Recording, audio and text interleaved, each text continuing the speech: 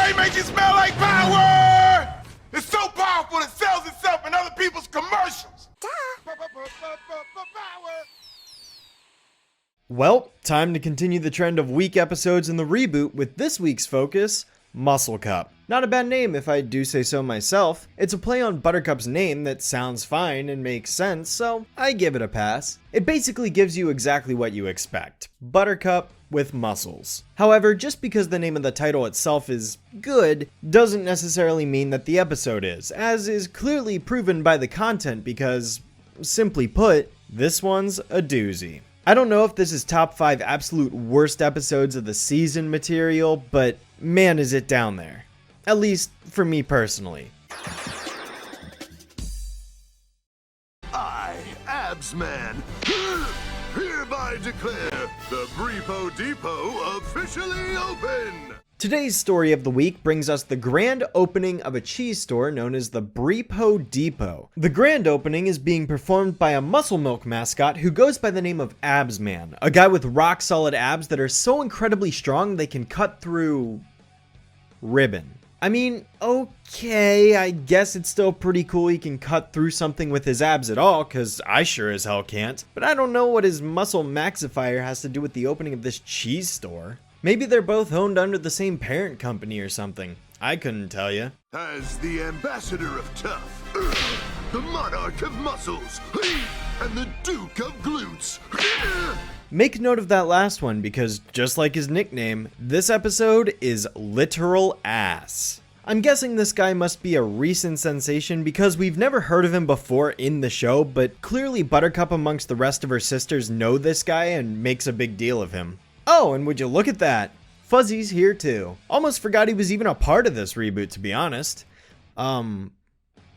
Why is he here? Well, after finishing the ceremony, Absman goes over to say hello to everyone, and Buttercup totally fangirls over this guy as she loses her cool in front of him. The way Absman responds to her excitement is a bit questionable, to say the least. And you are who? As for his treatment towards Buttercup, I don't know. I've just come to accept this at this point. I mean, this isn't the first time the Powerpuff Girls haven't been recognized by someone in the show, even though they should be, considering they're the hero celebrities of the town who save the day once in a while, but still.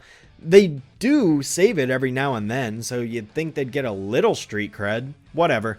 Point is that Absman doesn't know who they are, so they introduce themselves as the Powerpuff Girls, Townsville's superheroes. Not to confuse themselves with Townsville's superheroes. Townsville Heroes! The only hero fit for a hero!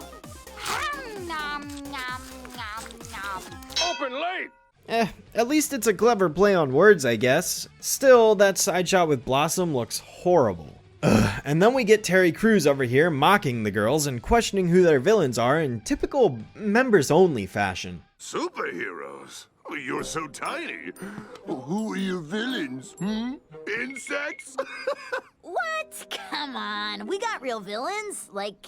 Mojo, Silico, him, Bianca... Like, especially that last one. You would think he'd know of the time she literally took over the entire town using mind control scarves. Speaking of villains, a new antagonist, known as the Gnat, shows up to cause some havoc around Townsville right as Absman finishes making fun of them. This guy is a pretty enjoyable character, and there is quite a lot of potential in this guy that I really like about him. He's basically this lame-o villain who the girls keep forgetting about every time he tries to attack. This is showcased in later episodes such as the Bliss Power of 4 special when the girls are shown to not care enough to remember this guy's name, and that's honestly pretty amusing to me. I've always had an interest in lame villain characters who the heroes honestly couldn't even be bothered with because they pose very little threat. Here Buttercup just flies up and punches this guy into an airplane and it's done. Boom. Over. It's honestly funny, and I wish he were introduced into the reboot sooner. Who needs Pack Rat when we've got this guy, right? Now, if only the show had more than 2 serious ones. Well, Absman over here states that anybody can beat up anything. Superpowers are only good with the appearance to back them up. Yeah, I mean, if you say so, dude. I don't know. I'll take the power to fly over muscular appearance any day of the week, to be honest with you. That's not exactly the best advice to give a young kid who looks up to you as a role model, you know? I mean, the fact that Blossom and Bubbles just outright spew the lesson of the episode that Buttercup's going to proceed to ignore in favor of Absman's flawed logic just goes to show that he's really not that bright of a guy. And speaking of flaws, this next part has got to be the most blatant insertion in the show that we have seen yet. Like, wow. We have transcended names and photos in the background. Hell, we've just surpassed Jared because now we're straight up making staff legitimate characters in the show. Not even giving them a different name. Nope, we're just straight up making them characters. What's up, Short Stack? I want to train with JD. Do you know who that is? Super! That'd be me! Now, to be fair, I've got nothing against the guy who this is based on. Hell, he's not even credited for this episode, so it's more likely that somebody else decided to put him in, just like how Jared was supposedly created, and it's just... Okay, I don't know if I've gone out and said it before, because I've had many videos where I've pointed out insertions, and I know for the majority of them I haven't exactly explained why I feel the way that I do, so in case I haven't said it, here it is.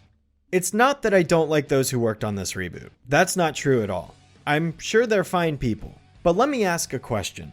What if you worked really hard on something?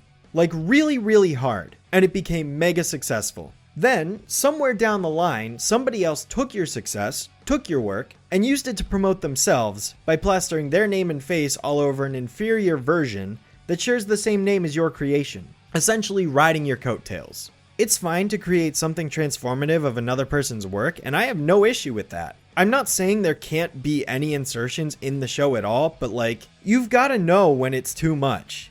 Enough is enough. Someone can correct me if I'm wrong, but I have never seen another show on the planet that plasters its staff everywhere as much as this show does. That's why it bothers me. To me, it comes off as disrespectful to the original work and its creators.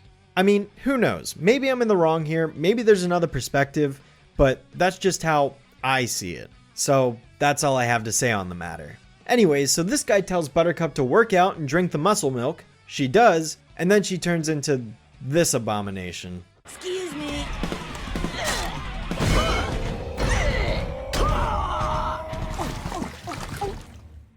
Hey, little sisters. Holy fuck, is this wrong? You think you've seen it all. Okay, well, apparently we've got this to work with now, so that's wonderful. Buttercup's the Hulk with a spray tan now because...